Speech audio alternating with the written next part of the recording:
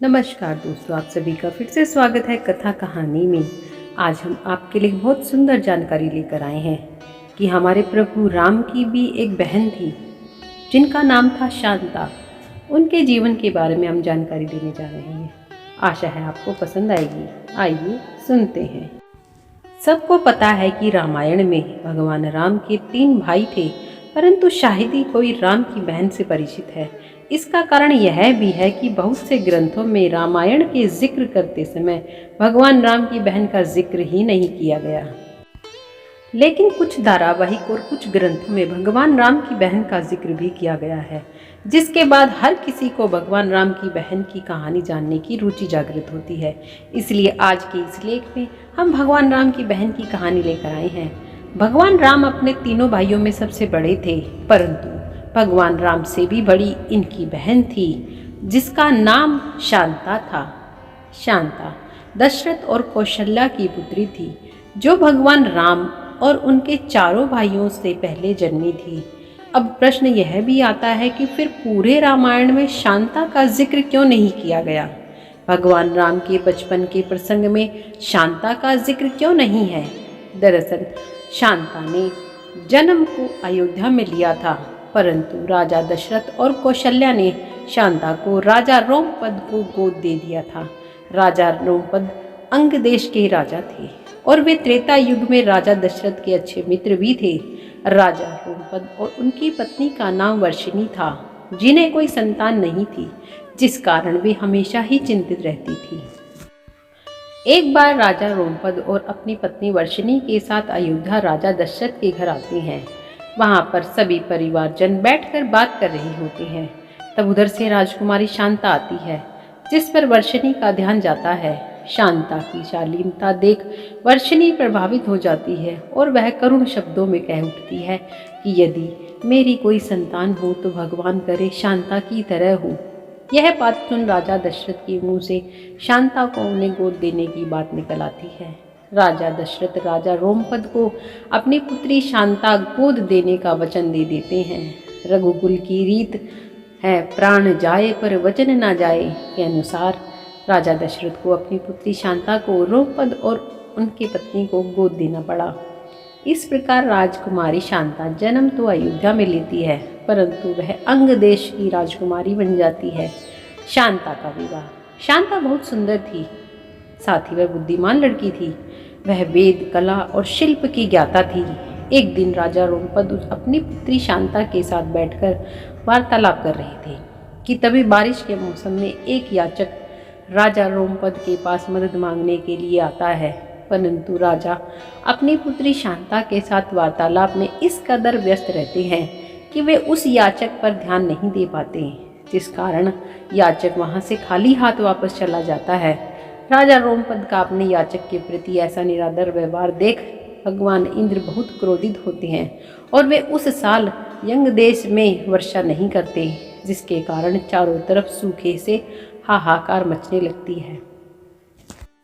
सूखे से निजात पाने के लिए राजा रोमपद ऋषि श्रृंग के पास जाते हैं और उन्हें वर्षा कराने के लिए यज्ञ करने की याचना करते हैं। राजा रोमपद के याचना पर ऋषि श्रृंग वर्षा के लिए यज्ञ करते हैं, जिसके बाद यंग देश में वर्षा होने लगती है।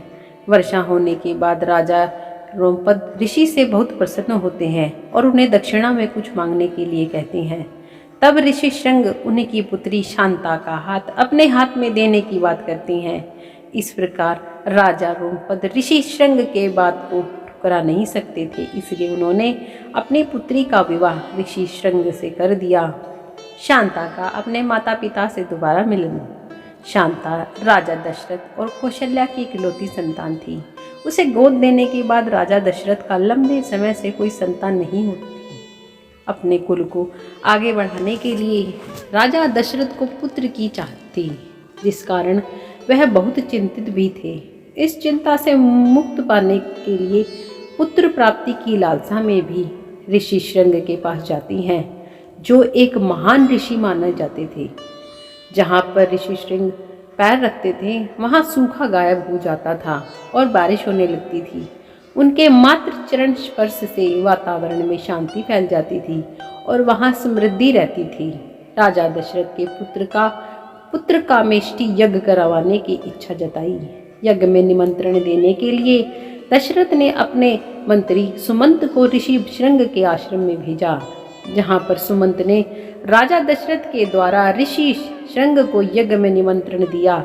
ऋषि शृंग ने कहा कि मैं यज्ञ में शामिल तो हो सकता हूँ, परंतु मैं अकेले नहीं आ सकता। यज्ञ कराने के लिए मेरे साथ मेरी पत्नी भी आएगी। सुमंत इस शर्त से सहमत हो जाते हैं, जिसके बाद ऋषि शृंगी राजा दशरथ को अयोध्या के पूर्व दिशा में यज्ञ कराने के लिए सामान जुटाने को कहते हैं। ऋषि शृंग ने यज्ञ कराया और प्रसाद के रूप में और कैकेयी को एक एक पुत्र राम और भरत की प्राप्ति होती है। राजा दशरथ को खीर दिया, जिससे अपने तीनों रानियों को खिलाने के लिए कहा। राजा दशरथ ने खीर को अपनी तीनों पत्नियों में बांट दिया, जिसके बाद कौशल्या और कैकेयी ने एक एक हिस्सा स्वयं खाया और एक हिस्सा सुमित्रा को खिलाया। इस तरीके से सुमित्रा को 2 पुत्र लक्ष्मण और शत्रुघ्न की प्राप्ति होती है। वहीं कौशल्या और कैकेयी को एक एक पुत्र राम और भरत की प्राप्ति होती है। इसी यज्ञ के दौरान कौशल्या की नज़र ऋषि शृंग की पत्नी पर पड़ती है, जिसे देख उन्हें अपनी पुत्री शांता की याद आ जाती है।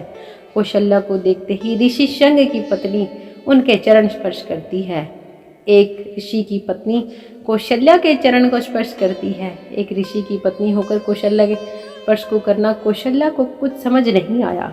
तब ऋषि शृंग की पत्नी ने कौशल्या को सब कुछ बताया और कहा, मैं आपकी पुत्री शांता हूँ, जिसे आपने अंग देश के राजा रोमपद को गोद दे दिया था। अपनी पुत्री को इतने दिनों के बाद देखने के बाद कौशल्या और दशरथ बहुत प्रसन्न होते हैं।